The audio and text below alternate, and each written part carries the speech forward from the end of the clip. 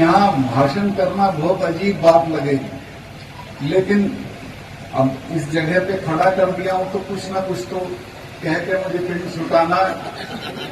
और वो मैं निवेदन ये करना चाहता हूं कि आप मुझे बधाई दे रहे हैं गवर्नर होने की, और मैं पहले दिन से इस बात से दुखी हूं कि मैं गवर्नर होने लायक आदमी नहीं।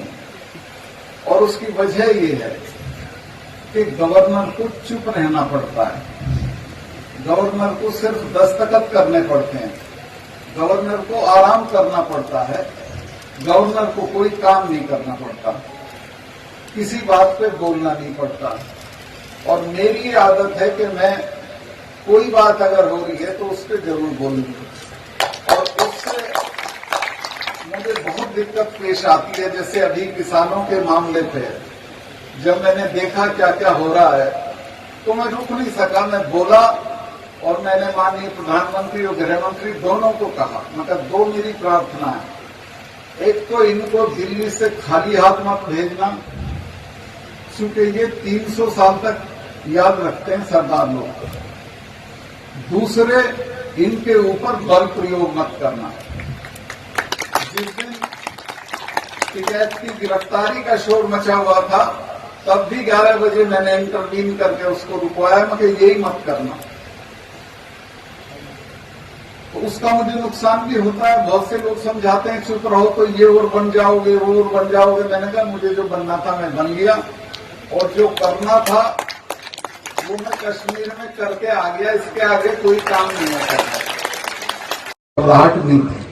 अब भी कल मैं एक बहुत बड़े जर्नलिस्ट से मिलके आया हूं जो प्रधानमंत्री के बहुत अच्छे दोस्त हैं, और मैंने उन्हें कहा कि भाई मैं तो कोशिश कर ली, अब तुम उनको समझाओ ये गलत रास्ता है।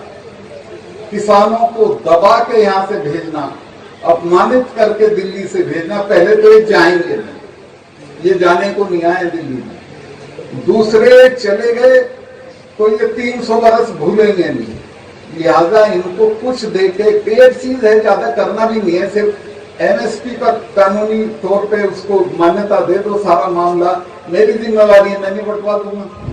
अगर एमएसपी को कानूनी मान्यता दे देंगे तो इन कानूनों में तो जो जो संशोधन चाहते हैं किसान दे देंगे, सरकार तैयार है, मामला खत्म हो जाएगा। लेकिन अगर ये ज्यादा चलता रहा तो मैं नहीं जानता आप में से कितने लोग जानते हो, लेकिन मैं सिख हूं वो जानता हूं। मिसेस गांधी ने जब ब्लू स्टार किया उसके बाद उन्होंने अपने फार्म हाउस पे 1 महीना महामृत्युंजय का यज्ञ कराया। अरुण नेहरू ने मुझे बताया कि मैंने कहा कि क्योंकि आप तो ये बात नहीं मानती थी, आप ये क्यों करा रही हैं?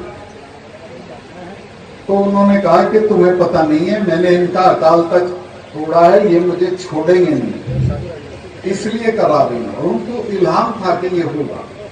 जनरल वैद्य को पूना में जाके मारा,